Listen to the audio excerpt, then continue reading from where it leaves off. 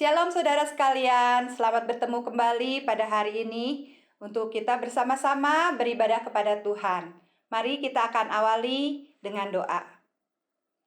Bapa yang berada di dalam kerajaan surga, pada saat ini kami bersyukur Tuhan, kami boleh bersama-sama beribadah. Tuhan yang akan tolong ibadah kami pada pagi hari ini dari awal hingga akhirnya, supaya boleh Tuhan berkati, setiap kami boleh diberkati melalui pertemuan kami dengan Engkau ya Tuhan melalui ibadah pada pagi hari ini. Di dalam nama Tuhan Yesus kami mengucap syukur. Amin.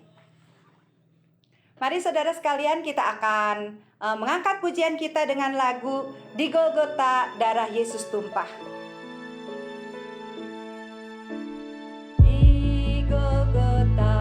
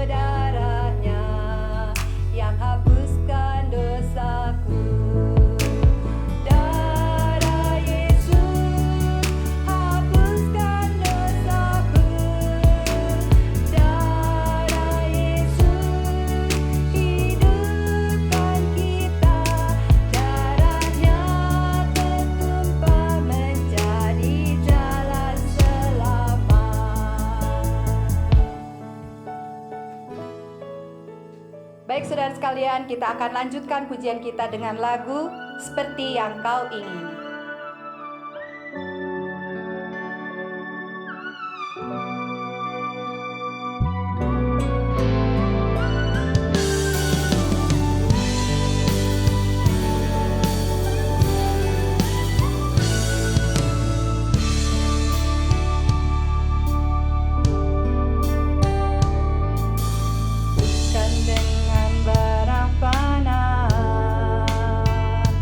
Kau membawa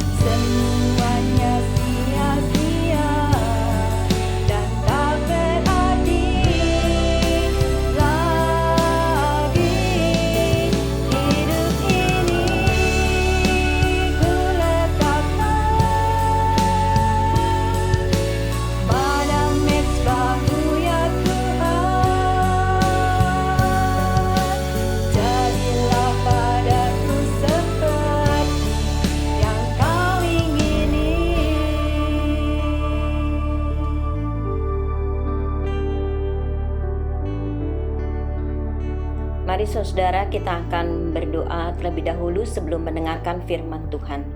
Bapa di dalam surga, di dalam nama Tuhan Yesus kami bersyukur, kami sudah memuji mengagungkan Tuhan. Biarlah semuanya boleh menyenangkan hatinya Tuhan. Terima kasih buat Ibu Lydia yang sudah memimpin kami semua sehingga bisa memuji dan mengagungkan nama-Mu. Sebentar kami juga mau mendengarkan firman Tuhan. Urapi kami semua, urapi hamba-Mu, sehingga baik yang menyampaikan maupun mendengar memperoleh berkat dari kebenaran firman Tuhan. Terima kasih Tuhan, dalam nama Tuhan Yesus kami berdoa. Haleluya, amin. Shalom Bapak Ibu Saudara yang dikasihi Tuhan, senang bisa berjumpa kembali di dalam ibadah online berkenaan dengan kita memperingati hari Jumat Agung. Kita akan mengenang bagaimana Yesus yang mengasihi saudara dan saya mati di kayu salib untuk menanggung dosa manusia di dunia ini. Kita akan melihat kasih yang memulihkan hidup saudara dan saya, dan kita akan merenungkannya betapa luar biasanya Tuhan di dalam kehidupan kita ini. Mari yang pertama kita akan melihat kasih Allah kepada semua orang yang ada di dalam dunia ini. Di dalam Yohanes pasal yang ketiga ayat yang ke-16 dikatakan, karena begitu besar kasih Allah akan dunia ini, sehingga ia telah mengaruniakan anaknya yang tunggal, supaya setiap orang yang percaya kepadanya tidak binasa, melainkan beroleh hidup yang kekal. Ayat ini memberitahu kepada kita bahwa kita memiliki Allah yang luar biasa kasihnya kepada manusia. Meskipun manusia berdosa, manusia memberontak kepada Allah, tetapi Allah tetap mengasihi manusia.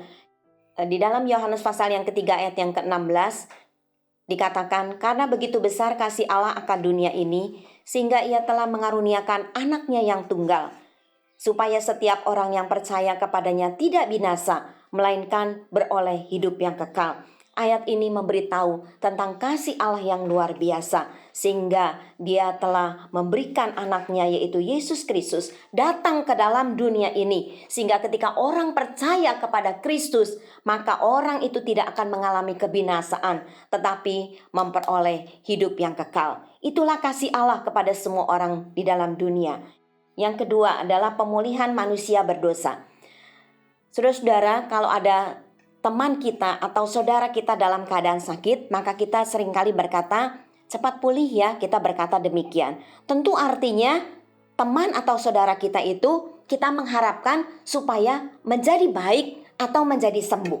Saudara, pemulihan itu artinya adalah satu keadaan yang tidak baik menjadi baik. Jadi ada satu keadaan yang tadinya tidak baik, sekarang dipulihkan sehingga menjadi baik. Nah, kalau orang yang sakit, tentu dia akan menjadi sembuh. Begitulah pemulihan itu. Saudara mungkin berkata, siapa yang sakit? Saya tidak sakit. Saya hidup senang, saya hidup bahagia, saya sehat, dan saya dalam keadaan mapan, keluarga saya baik-baik saja. Saya tidak perlu pemulihan, saya tidak sakit. Apa yang perlu dipulihkan? Apa yang perlu disembuhkan? Mungkin saudara-saudara akan berkata seperti itu. Saudara-saudara, tetapi ada satu hal, mungkin seseorang sehat secara jasmani, secara fisik sehat, tetapi rohani semua orang dalam keadaan sakit.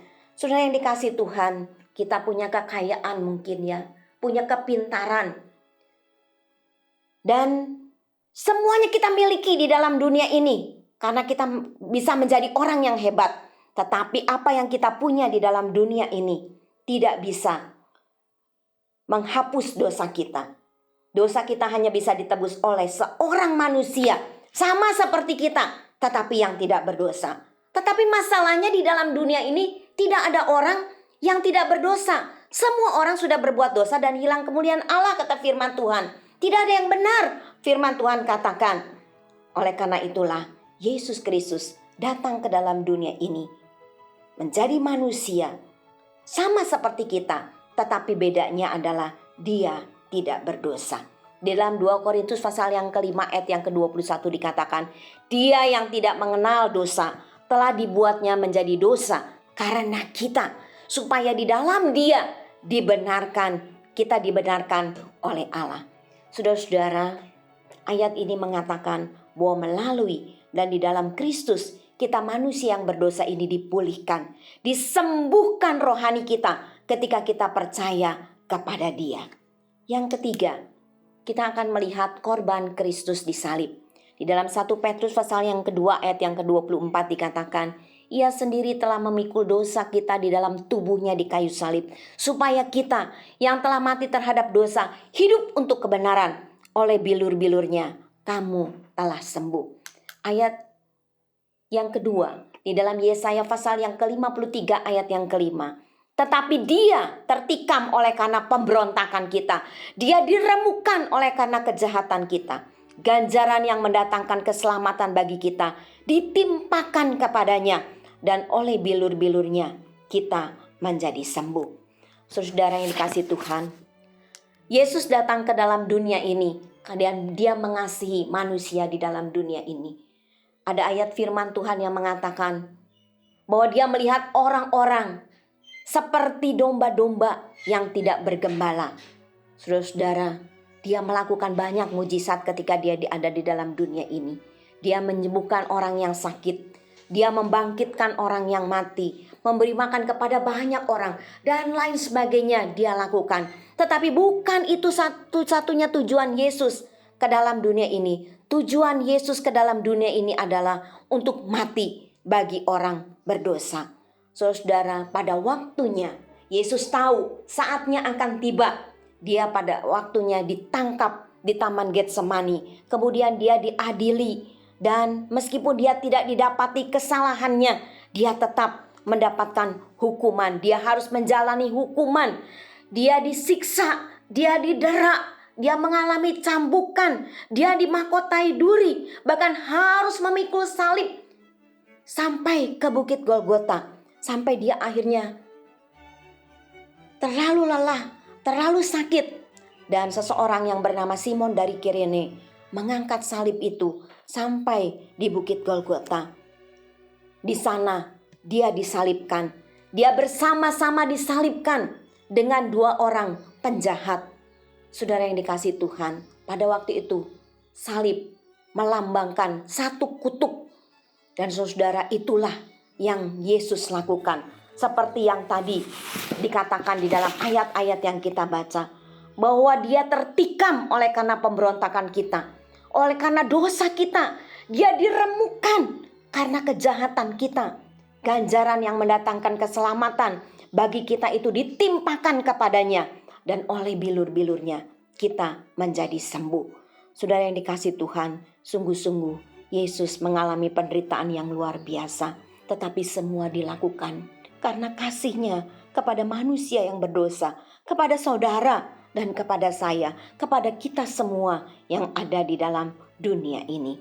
Saudara-saudara, kita akan melihat bahwa kasih yang memulihkan itu memberikan yang pertama adalah keselamatan melalui iman dan pertobatan.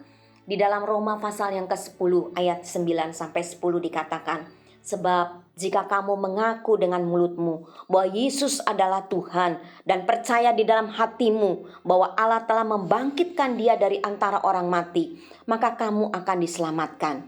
Karena dengan hati orang percaya dan dibenarkan, dan dengan mulut orang mengaku dan diselamatkan.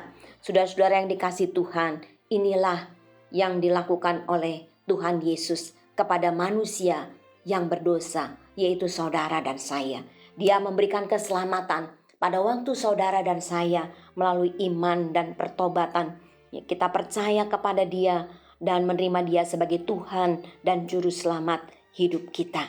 Saudara yang dikasihi Tuhan, yang kedua, kasih yang memulihkan itu memberikan pembaharuan dan perubahan di dalam kehidupan kita. Setelah kita menjadi percaya kepada Dia, apa yang dikatakan di dalam 2 Korintus pasal yang kelima ayat yang ke-17. Jadi siapa yang ada di dalam Kristus, ia adalah ciptaan baru. Yang lama sudah berlalu, sesungguhnya yang baru sudah datang. Saudara yang dikasihi Tuhan, orang-orang yang ada di dalam Kristus mengalami satu pembaharuan, mengalami suatu perubahan di dalam kehidupannya. Kalau dulu mungkin kita adalah orang-orang yang sering kali marah, kita pemarah, tetapi sekarang setelah di dalam Kristus kita menjadi orang yang peramah. Seharusnya lah seperti itu. Mungkin dulu kita tidak pernah bisa mengampuni orang yang bersalah kepada kita. Tetapi ketika kita sudah menerima Yesus sebagai Tuhan dan Juru Selamat hidup kita, maka hidup kita ada perubahan, ada satu pembaharuan. Sekarang kita bisa mengampuni orang yang bersalah kepada kita. Saya akan memberikan contoh. Bapak Ibu Saudara yang dikasihi Tuhan, nenek saya yang biasa saya panggil emak adalah orang yang baik kepada orang lain. Tetapi dia katakan, saya akan baik kepada orang lain kalau orang itu baik kepada saya. Tetapi kalau orang yang jahat kepada saya bisa akan lebih jahat dan saya membalas orang itu. Itulah yang dilakukan oleh nenek saya. Dia baik kepada semua orang, tetapi dia memang belum menerima Yesus sebagai Tuhan dan Juru Selamat hidupnya. Pada satu kali, dalam waktu yang tidak terlambat, dia percaya kepada Tuhan Yesus, menerima Yesus sebagai Tuhan dan Juru Selamat hidupnya. Dan seketika, saudara-saudara yang dikasihi Tuhan, ada satu pembaharuan, ada satu perubahan di dalam kehidupannya. Dia pernah berkata kepada saya, sekarang kalau ada orang yang menyakiti hati saya, dia katakan, emak saya itu, nenek saya itu, dia katakan, maka saya tidak bisa membalas orang itu. Saya mengampuni dan saya mengasihi. Saya tidak tahu kenapa saya begitu, tetapi itulah yang dia rasakan ketika dia percaya kepada Kristus. Ada satu pembaharuan, ada satu perubahan di dalam kehidupannya. Dan dia mengatakan, sekarang emak akan mengampuni orang yang bersalah kepada emak dan tidak mau membalas mereka. Kalau dulu emak ingin membalas, bahkan lebih jahat lagi daripada orang yang berbuat jahat kepada emak. Tetapi sekarang di dalam hati ada satu kemampuan bahwa emak bisa mengampuni orang yang bersalah kepada emak. Dia katakan begitu kepada saya. Saudara, inilah kasih yang memulihkan, memberikan kita satu pembaharuan, satu perubahan di dalam hidup kita yang harus nyata di dalam kehidupan kita. Hidup kita tidak sama seperti dulu lagi, karena dikatakan siapa yang ada dalam Kristus, ia adalah satu ciptaan yang baru. Dan yang lama sudah berlalu, hidup kita yang lama sudah berlalu, tetapi sesungguhnya yang baru itu sudah datang. Hal yang ketiga, saudara, kasih yang memulihkan itu memberikan hidup kita ini bisa berdampak bagi lingkungan sekitar kita, sehingga menjadi kemuliaan nama Tuhan. Di dalam Matius pasal yang kelima ayat yang ke-16 dikatakan, demikianlah hendaknya terangmu bercahaya di depan orang, supaya mereka melihat perbuatanmu yang baik dan memuliakan Bapakmu yang di surga. Saudara, ketika kasih Kristus itu memulihkan hidup kita, manusia yang berdosa ini, maka hidup kita ini harus berdampak bagi lingkungan. Orang lain bisa melihat melalui perbuatan kita bahwa ada Kristus di dalam kehidupan kita. Dan dengan demikian Bapa kita di surga akan dipermuliakan. Saudara-saudara yang dikasihi Tuhan, mari kita mengaplikasikan kasih yang memulihkan itu dengan keadaan sekarang di dalam kehidupan kita. Baru-baru ini saya bercakap-cakap dengan seorang teman dari luar kota yang menanyakan bagaimana keadaan kami. Dan saya mengatakan kami baik-baik. Saya juga kemudian menanyakan keadaannya. Dia katakan dia dan keluarga juga dalam keadaan baik. Dalam percakapan kita, kemudian saya mengatakan keadaan yang kita alami saat-saat ini di dalam kita menghadapi pandemi COVID-19 ini, saya katakan kita mempunyai Tuhan Yesus yang tetap baik. Saudara-saudara mungkin berkata, apanya yang baik? Keadaan kita tidak baik. Kita mengalami hal-hal yang begitu mengkhawatirkan di dalam kehidupan kita. Mungkin saudara-saudara akan berkata seperti itu, apanya yang baik? Dan saudara, tidak sedikit orang yang mengatakan, kalau ada Tuhan, kenapa kita bisa dibiarkan seperti ini? Tuhan sanggup menolong kita, kenapa tapi Tuhan membiarkan kita seperti ini? Tapi saudara, saya mengatakan kepada teman saya bahwa Tuhan Yesus adalah Tuhan yang baik. Kenapa Bapak Ibu Saudara, saya bisa ada dalam satu perenungan bahwa kita memiliki Tuhan Yesus yang baik, yang mengizinkan keadaan terjadi seperti sekarang ini.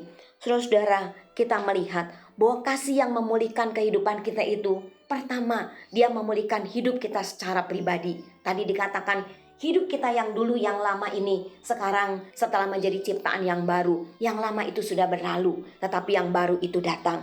Nah saudara, mari kita melihat kehidupan pribadi kita sendiri pada waktu keadaan sebelum COVID-19 ini. Mungkin secara pribadi kita sudah percaya kepada Yesus, tetapi mungkin juga dalam kehidupan kita ini kita begitu sibuknya, saudara yang dikasih Tuhan. Bagaimana kita memakai kehidupan ini? Seringkali kita lupa mencari Tuhan. Kita mencari harta, kita mencari kedudukan, kita mencari karir di dalam kehidupan kita. Kita mencari kepintaran. Bukankah semua itu yang kita cari? Anak-anak harus bersaing dengan ketat di dalam sekolah mereka, di dalam pendidikan mereka, bahkan ketika mereka juga ada di dalam pekerjaan. Itu yang kita lakukan, dan kesibukan-kesibukan itu membuat kita seringkali melupakan Tuhan di dalam kehidupan ini. Mungkin saudara berkata, saya tetap menjadi orang Kristen, saya tetap ke gereja, saya tetap berbakti kepada Tuhan. Saudara, apakah di dalam kehidupan sehari-hari kita juga mencari Tuhan? Bukan hanya seminggu sekali. Itu adalah pertanyaan di dalam hidup kita. Pada saat-saat ini saya mengatakan kepada teman saya bahwa Tuhan Yesus baik. Kenapa? Melalui keadaan COVID-19 ini kita diingatkan kembali. Tuhan ingin memulihkan kehidupan pribadi kita yang mungkin sudah jauh daripada Tuhan, yang mungkin saat-saat ini kita tidak mencari Tuhan secara pribadi dalam hidup kita, tetapi kita mencari Tuhan hanya seminggu sekali ketika kita datang ke gereja, hanya sekedar sebagai kewajiban kita, memenuhi kewajiban keagamaan kita. Saudara yang dikasih Tuhan, saya merenungkan akan hal ini, betapa baiknya Tuhan itu. Bapak Ibu Saudara bisa membayangkan kalau tiba-tiba Tuhan Yesus datang, saudara, sebelum keadaan COVID-19 ini, bagaimana keadaannya, saudara? Mungkin semua orang akan tertinggal. Ya mungkin tidak semua orang lah ya, tetapi sebagian besar barangkali orang-orang akan ketinggalan. Tetapi melalui wabah ini, kita diingatkan untuk mengoreksi diri kita secara pribadi. Kita yang sudah dipulihkan hidup kita ini secara pribadi. Apakah kita mencari Tuhan setiap hari? Kita melihat tayangan-tayangan video dan berita-berita. Bagaimana sekarang di seluruh dunia orang mencari Tuhan. Orang berdoa, orang berlutut. Ada yang di pinggir jalan, di dalam rumah mereka, atau dimanapun mereka berdoa memohon pertolongan daripada Tuhan. Tapi saudara-saudara, ketika sebelum ada COVID-19 ini, apakah ada banyak orang seperti itu? Itulah yang saya katakan bahwa Tuhan Yesus itu baik.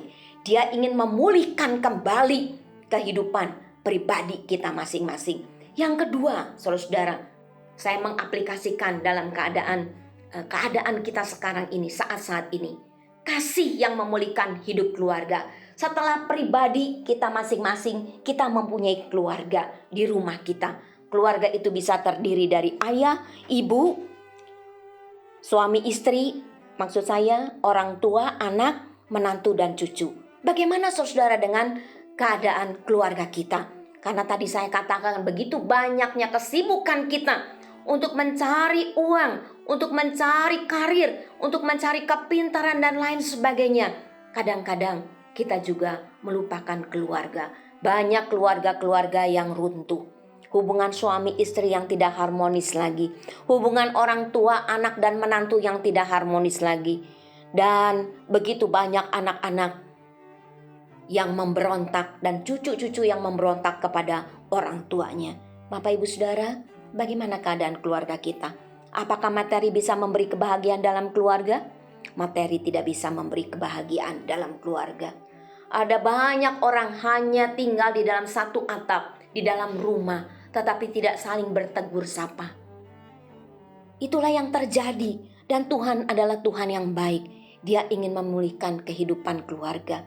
Kalau dahulu sebelum adanya COVID-19 ini, orang-orang tidak pernah berdoa bersama-sama dengan keluarga, tidak pernah beribadah bersama-sama dengan keluarga. Tetapi saat ini, seizin Tuhan ini semua terjadi karena Dia ingin kembali memulihkan bukan saja keadaan pribadi, tetapi keadaan keluarga demi keluarga. Kenapa saudara?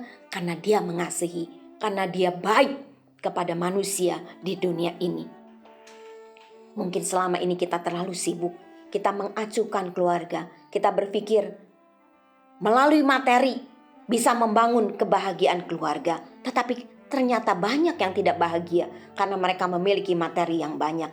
Dan hari-hari ini Tuhan sedang memulihkan keluarga demi keluarga.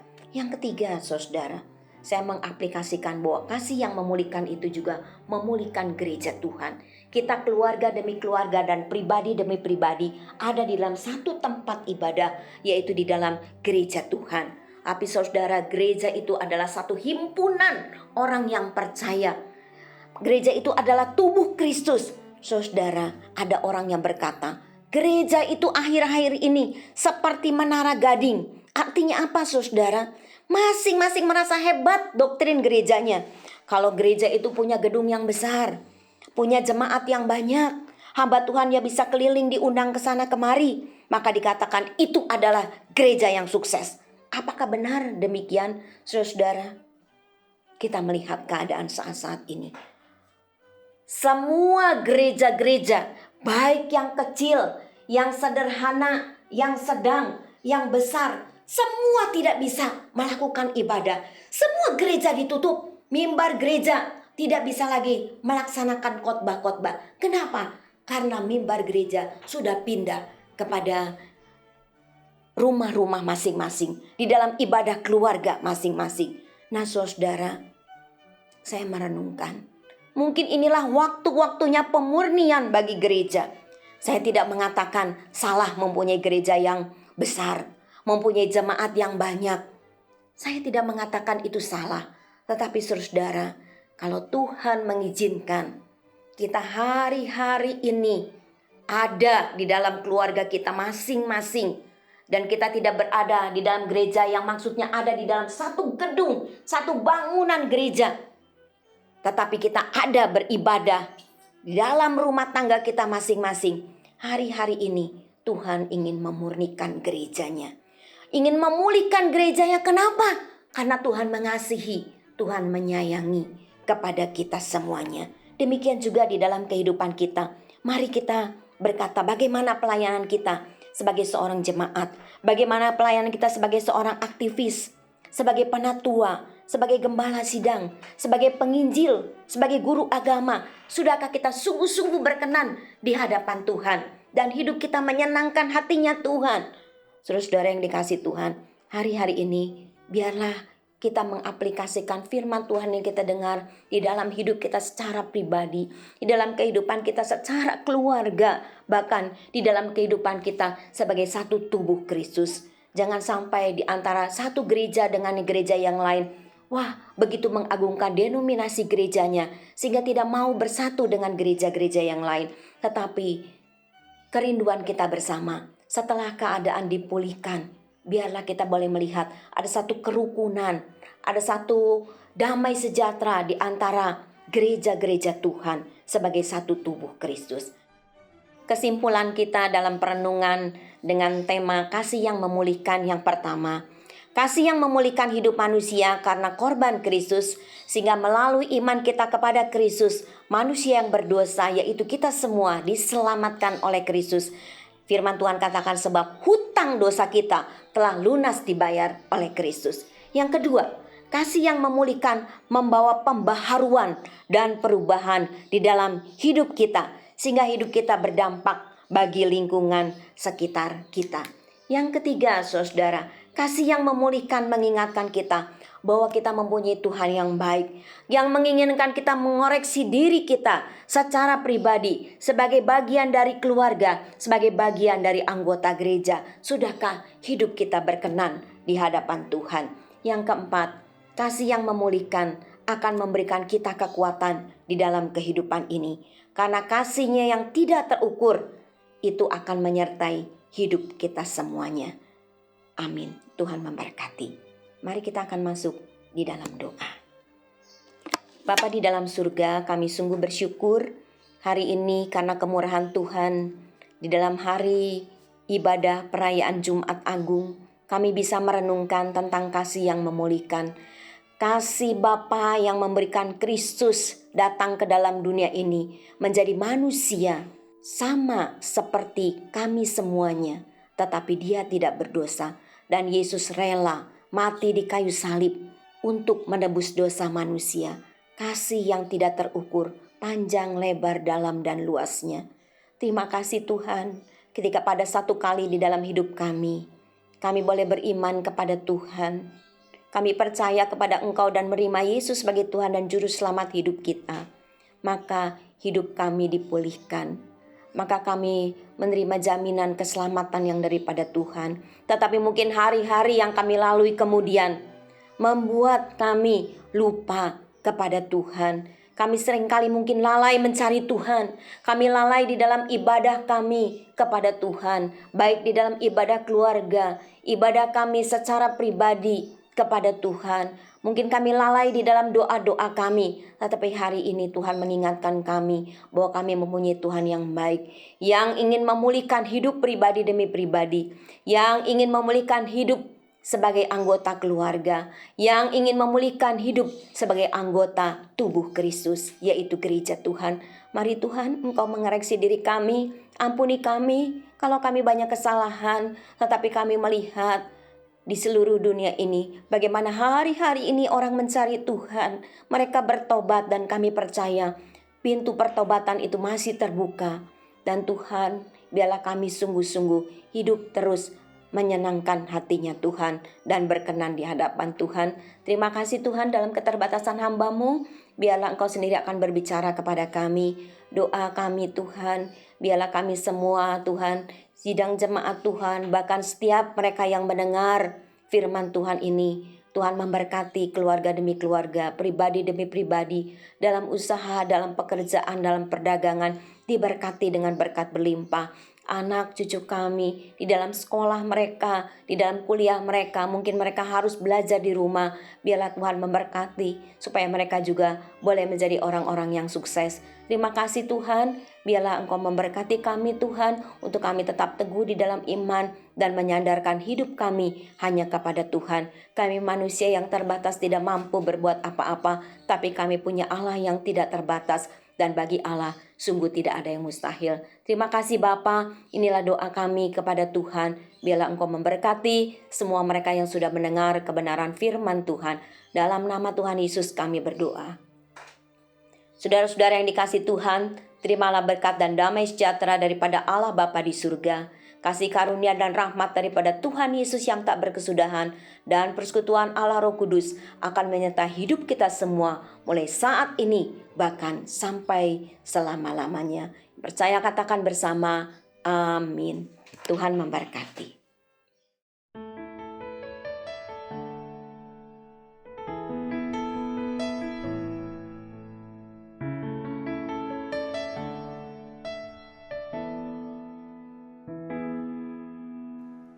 Telah kulihat bukti kasih-Mu, Kau menderita gantikanku. Dengan darah-Mu Kau selamatkanku. Kini ku hidup menyenangkan-Mu.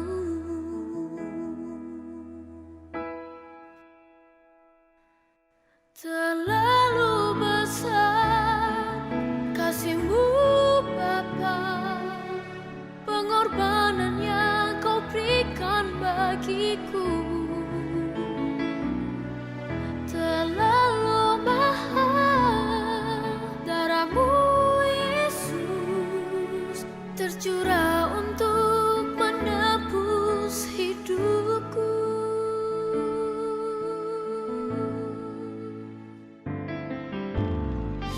Telah kulihat bukti kasih-Mu, Kau menderita gantikanku. Kau gantikan Dengan darah-Mu Kau selamatkanku. Kini ku hidup menyenangkan-Mu. Terlalu besar kasih-Mu Bapa, pengorbanan yang Kau berikan bagiku terlalu mahal. Darah-Mu Yesus tercurah untuk menebus hidupku.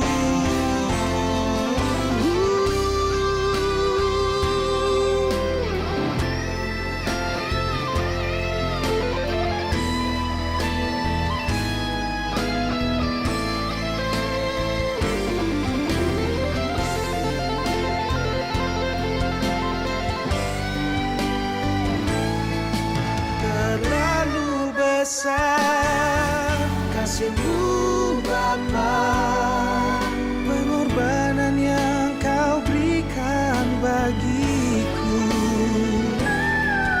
terlalu mahal. Darah-Mu Yesus tercurah untuk menebus hidupku. Terlalu mahal. Darah-Mu Yesus tercurah untuk menebus hidupku. Terlalu besar, terlalu mahal. Hati kami berterima kasih. Terima kasih Kau tebus hidupku.